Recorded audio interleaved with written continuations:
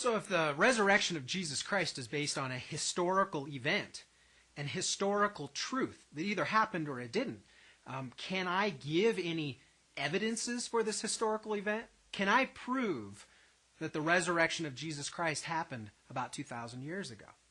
And this was the challenge I had a couple weeks ago in class, and I went through the legacy of the evidence I've looked at, and I think it's tremendously compelling. First of all, we have an empty tomb, okay? We have an historical event, the death of Jesus Christ, which many historians of the time, from Josephus and Pliny the Younger and Tacitus, wrote about, let alone the 9 different writers of the New Testament scriptures. We have the death of Jesus Christ. The response to his death, as he was buried in a tomb by both the Romans and the Jews, was his body's missing. I mean, obviously, to quell any kind of new religion or new movement, it would be very easy to just produce the body and it's over. And the Romans had every incentive to do that, and the Jewish authorities had every incentive to do that. But there was no body to produce. The historical evidence for the empty tomb is very compelling. And as a matter of fact, you have a historical story that goes on for quite some time through the Jewish lineage, which is that the disciples of Jesus stole the body. Because the tomb was empty, the body was gone. Well, then we go to these appearances after Jesus' death. You have records throughout Scripture of a couple different disciples interacting with this risen Jesus. And then bigger groups, smaller groups. At one point, Paul tells us about nearly 500 that experienced the risen Christ within about 40 days of his resurrection. 40 days of this empty tomb event. Very compelling, because Paul even tells us, a lot of these people, as I'm writing this, are still alive. Go check it out. Go ask them. So very dramatic. Were they hallucinating? Were they sharing in some kind of spiritual experience? I mean, do you have mass hallucinations? Do you have mass dreams and visions?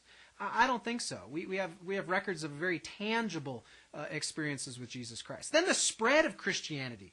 Remember, you had just weak fishermen. They're despondent. Their teacher was dead, and they go off back to Galilee area. They leave, and all of a sudden, 3 days later, they're lit up. Something happened to these very simple people.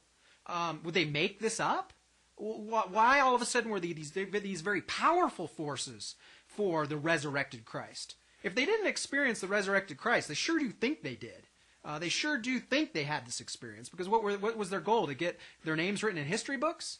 I mean, they were ostracized by society. They lost a lot of their family. They lost a lot of their economic well-being because they were cut off. So something lit these people up.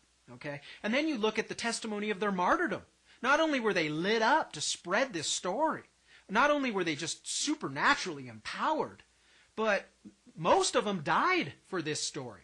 Now see, if it was a lie, if he really didn't rise from the dead, what do you have to gain by taking a knife to your head? See, again, this isn't dying for a faith like people do today, 2,000 years later. Yes, you're dying for a heartfelt belief that Jesus Christ rose again.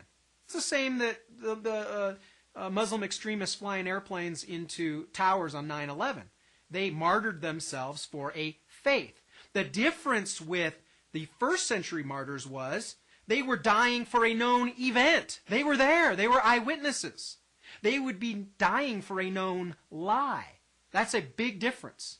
Human nature, when life or liberty are at stake, is very simple. You protect your own hide. Okay? Maybe one whack job will take the knife, but not the whole conspiracy. You see, it would fall. And history proves that out time and time again. So when you look at the evidence for an empty tomb, you look at the appearances after his death, you look at this remarkable spread of a religion based on this event. You look at the testimony of these martyrs who gave their lives for an event, a historical truth. You have to be really perplexed at the notion that this was just a myth that popped up out of thin air.